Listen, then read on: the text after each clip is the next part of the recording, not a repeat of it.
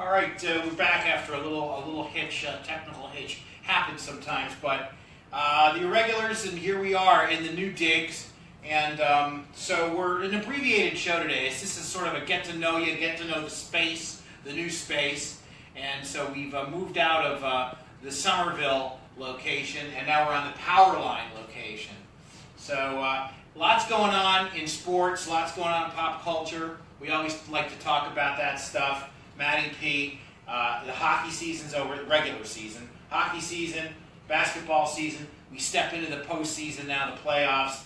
And what is it? The NBA postseason starts tomorrow night. Tomorrow night. So 8th round, the 8 against the 1, and it's 7 against the 2. It's the Celtics against the Chicago Bulls. Yeah, I believe. So it should be pretty interesting. I think the Cavaliers take on the Pacers. Yeah. And then it's we got Oklahoma City and the Rockets. The Rockets. Yeah, that should be a good series. That should be a really good. Well, series. it's all the conversation around the MVP. You know, Harden versus Westbrook. Yeah. I don't know how you can't give it to How Westbrook. can you not give it to Westbrook This year? You have to. You have to. I mean, the guy just did something that hadn't been done before. Already broke Oscar Robertson's record for most triple doubles. Most triple doubles in a season. Was it 50? 42. Oh, 42. Okay. 42. Well, and he averaged a triple double this year. He averaged it. Averaged a triple double. Yeah, that's pretty incredible. That's impressive. So how do you not give? Yeah. And he basically, without Kevin Durant, the team had a decent season. They made it into the playoffs. Right. A lot of people, look, everybody after Durant left was the Thunder are over. They're done. They're done. They're going to be like the Sacramento Kings or the Brooklyn Nets. Right. And this guy basically took this team on his back. Yeah, he definitely did. I mean, without question. Yeah.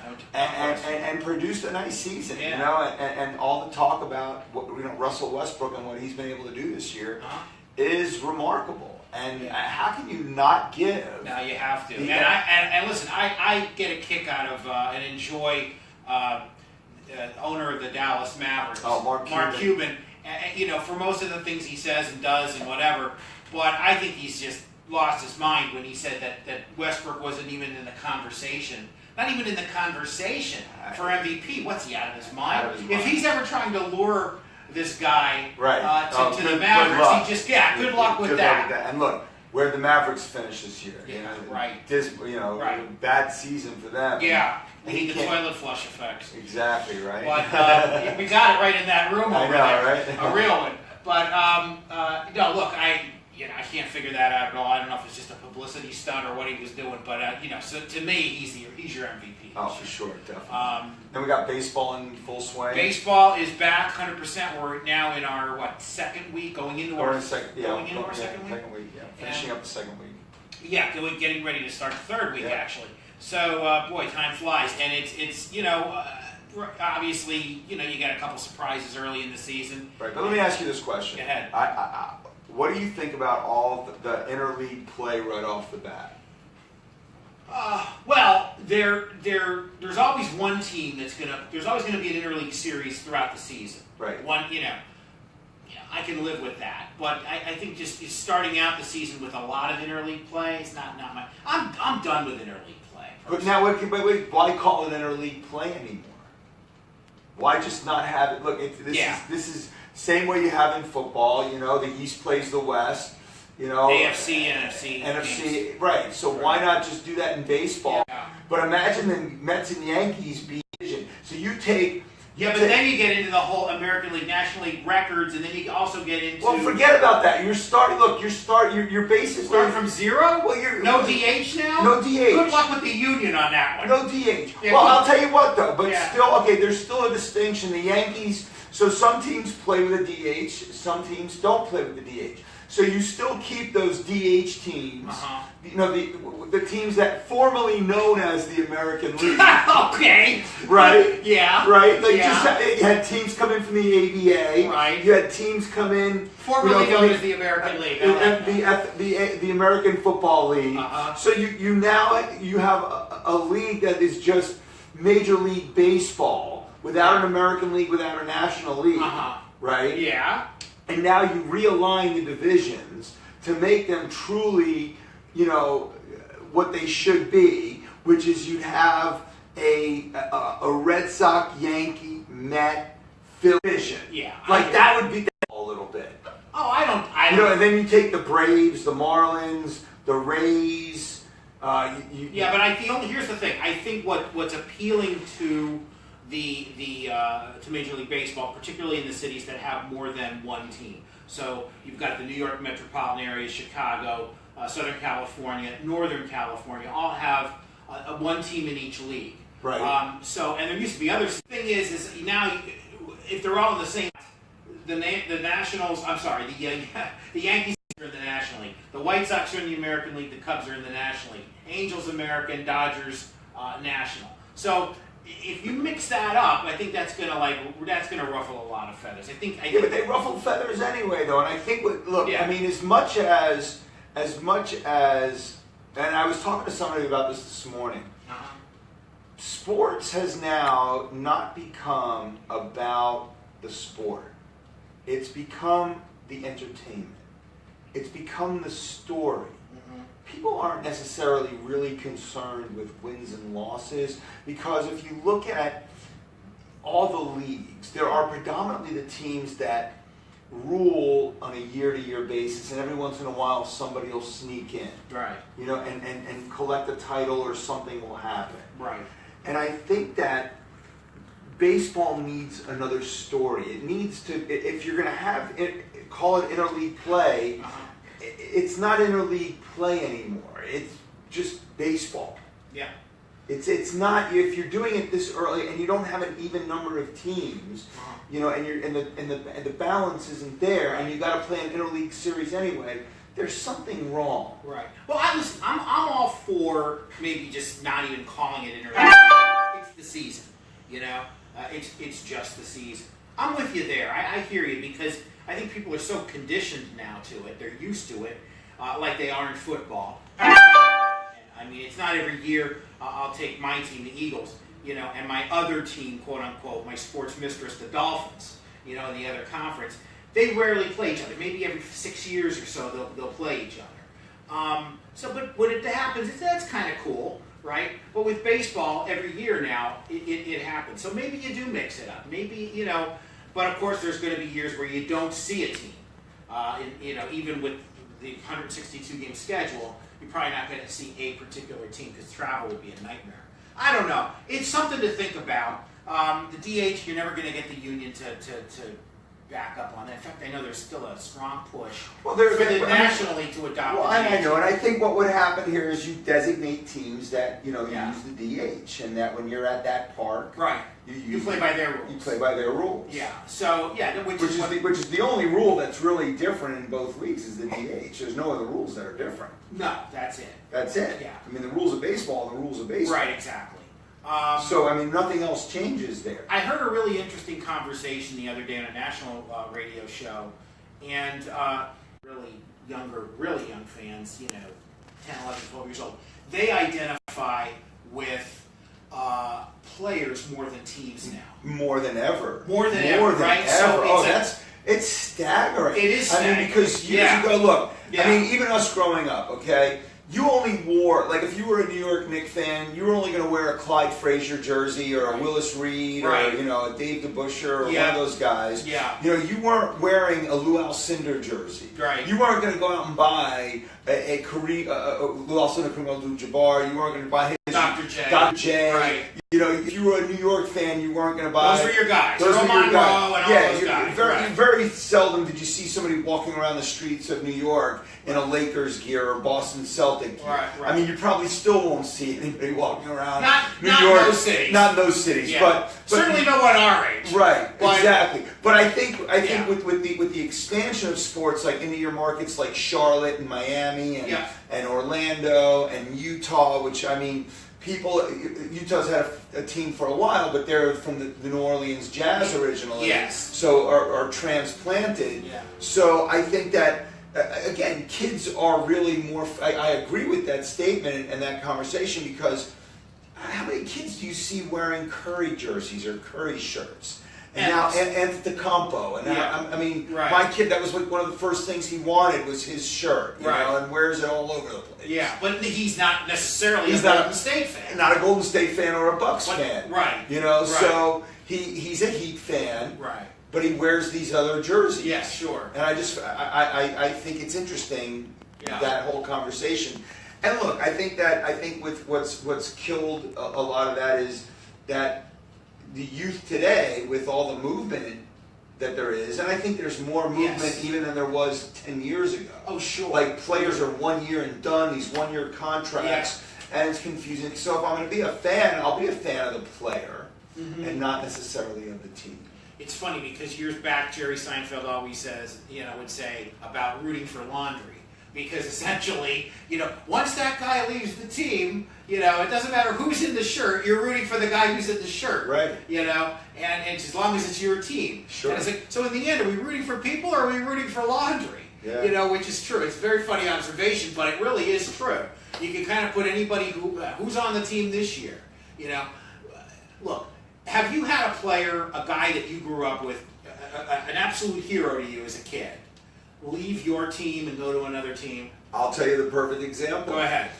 It was 1971, I think, or 72, maybe even a little earlier, when Fran Tarkenton got traded from the Giants to the Minnesota Vikings. Right. I instantly became a Minnesota Vikings fan. Because of him. Because of him. Right. So here's a perfect example. I actually abandoned the New York Giants and became a Minnesota Viking fan. And I remember moving down to Florida, and one of my good friends was also a Minnesota Viking fan.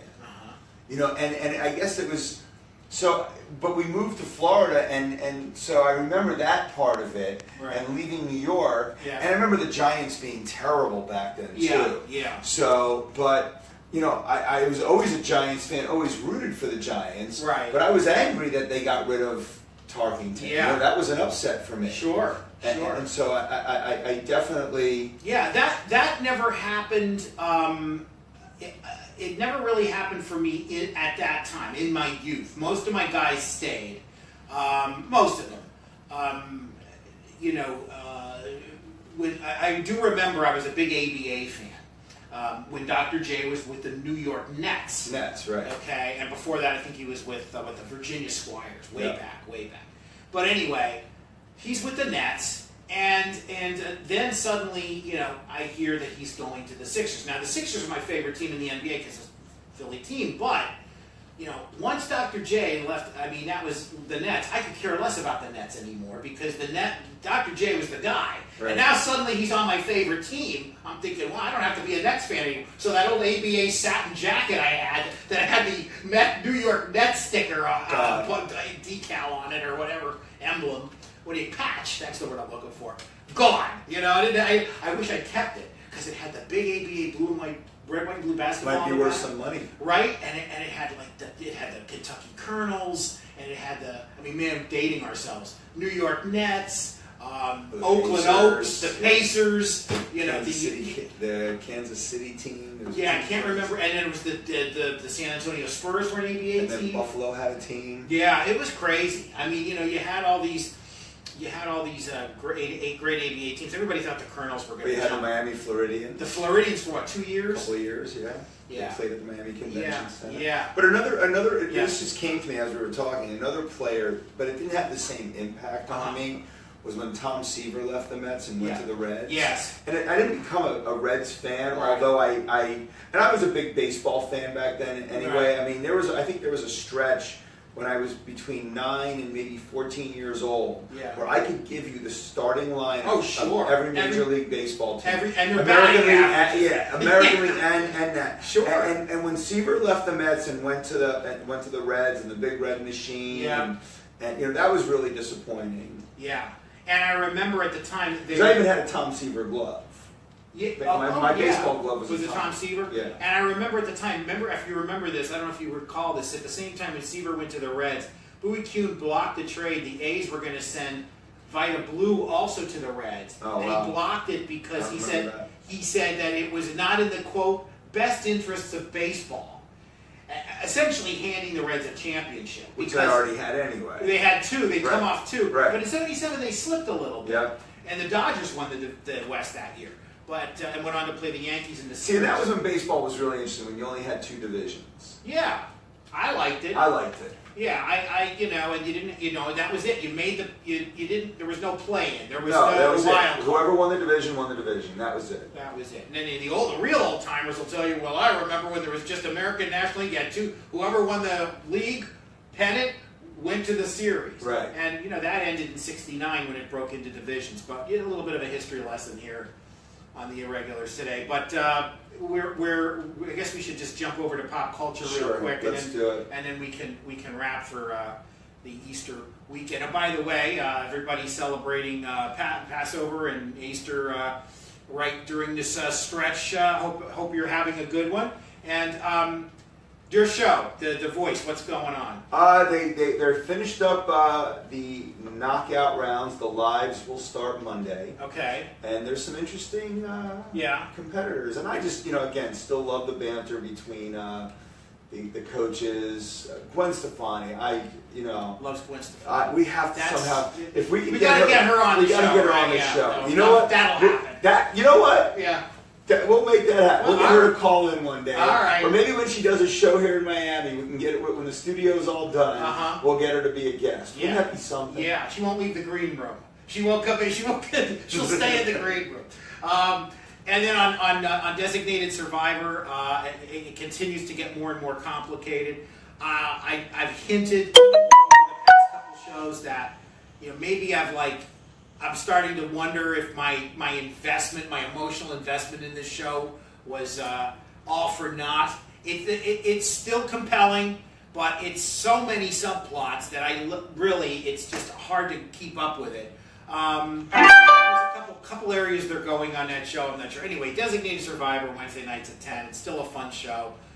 I'll let you know in a couple of weeks if I'm still having And we have to touch on the Spicer thing. Spicer thing, yeah. Yeah, that we can't. Silly Spice. Silly Spice. Yeah. Now, should he have a job still? Yeah, I mean, that was a major faux pas, man. I mean, major faux pas. Major.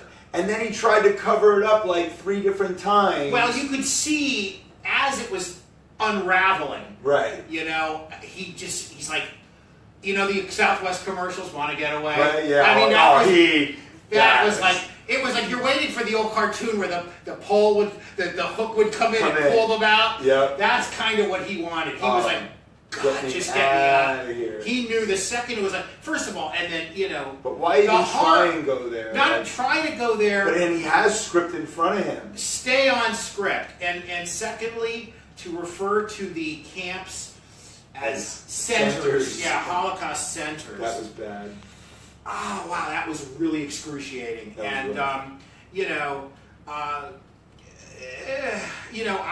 He still has a job. Yeah. Whether or not, I know there's a lot of pressure mounting to say sayonara. Whether that happens or not, only time will tell. But yeah, that was brutal. Anyway, here we are, man. The new digs. We've got we got a little bit of sound. So we got some sound. We got let's see. We can get the drums back. We can do that. It's like that's sort of like the faux band, kind of setting up the groove for me, and then.